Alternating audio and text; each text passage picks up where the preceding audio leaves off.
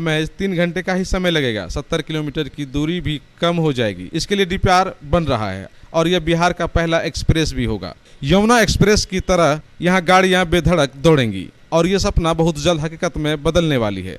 सांसद संतोष कुशवाहा ने रामबाग स्थित अपने आवास पर एक प्रेस कॉन्फ्रेंस के दरमियान इसका उल्लेख किया। उन्होंने कहा कि आने वाले साल में ग्रीनफील्ड एक्सेस कंट्रोल एक्सप्रेस के तहत पटना से पूर्णिया तक 215 किलोमीटर की दूरी महज 3 घंटे में पूरी कर ली जाएगी। भारतमाला फेज 2 के तहत इसका निर्माण होगा। पटना के कच्ची दरगाह से विदुरपुर के रास्ते समस्तीपुर के दलसिंह सराय होते हुए सहरसा जिले के सिमरी बख्तियारपुर के रास्ते पूर्णिया तक 1500 करोड़ की राशि से एक्सप्रेसवे बनेगा।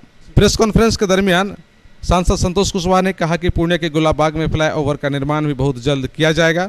साथ ही किसानों के ठहरने के लिए अनाज के रखरखाव की मुकम्मल व्यवस्था भी होंगी। रोशनी, पानी, नाला, शौचालय, गोदाम, मार्केट, शेड आदि पर भी तेजी से काम किए जाएंगे।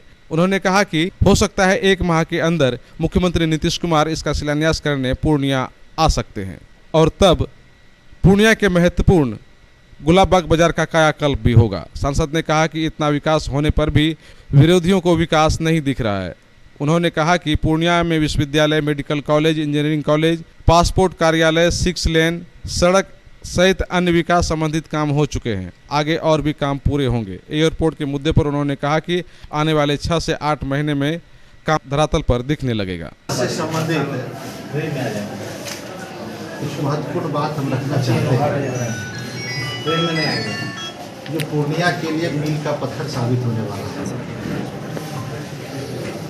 तो सबसे पहले पटना से पूर्णिया के लिए पटना से विदुरपुर होते हुए दलसिंह सराय से सिमरी बख्तियारपुर और सिमरी बख्तियारपुर से पूर्णिया भारतमाला परियोजना के तहत ग्रीनफील्ड फेज 2 में अभी डीपीआर स्वीकृति के लिए और लैंड एक्विजिशन के लिए निविदा की प्रक्रिया के लिए तो उसका डीपीआर बनेगा,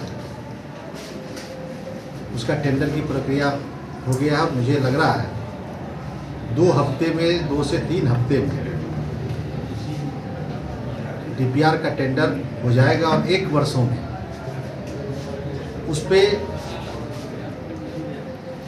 लैंड एक्विजिशन का काम और डीपीआर निर्माण का काम हो जाएगा। और पूर्णिया के लिए ग्रीनफील्ड है जो एक बहुत बेहतरीन सड़क का निर्माण होगा और इस सड़क के निर्माण होने से पटना की दूरी भी कम हो जाएगी और मुझे लगता है कम से कम 70 से 80 किलोमीटर इसकी दूरी घट जाएगी और पूर्णिया से पटना जाने के लिए 3 से 3.5 घंटे में हम पटना पहुंच जाएंगे। और यह रोड का जो खासियत होगा इसमें जो जिस तरीके से हम आगरा पे चलते हैं, आगरा रोड पे चलते हैं, एक्सप्रेसवे हाईवे पे चलते हैं और उसी तरीके से इसका निर्माण होना है। और इसमें जो अभी तो एक टेंटेटिव ही आंकड़ा लगाया जा सकता है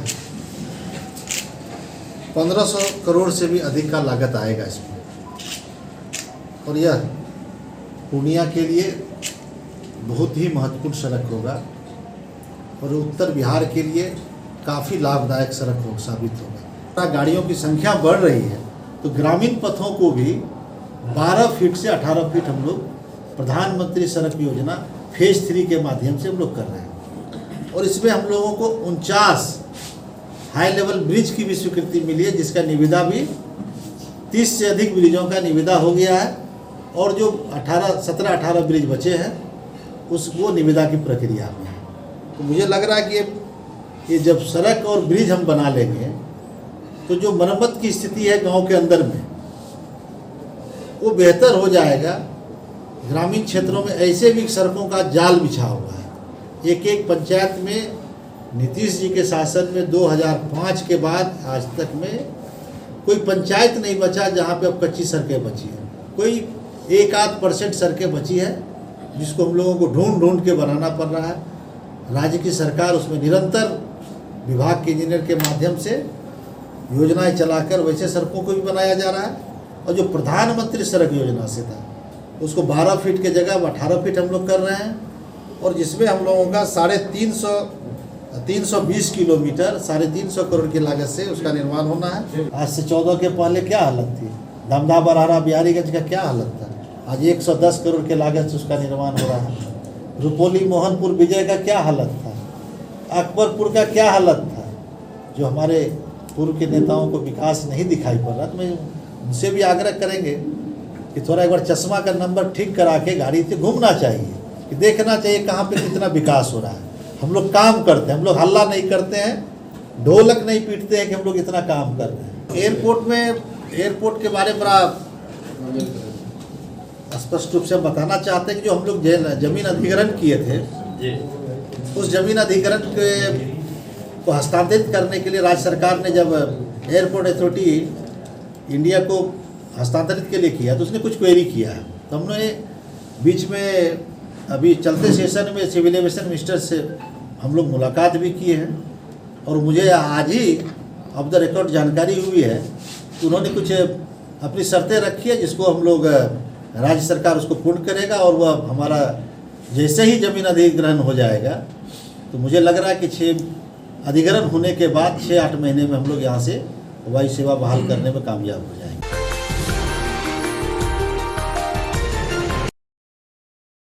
श्री बाल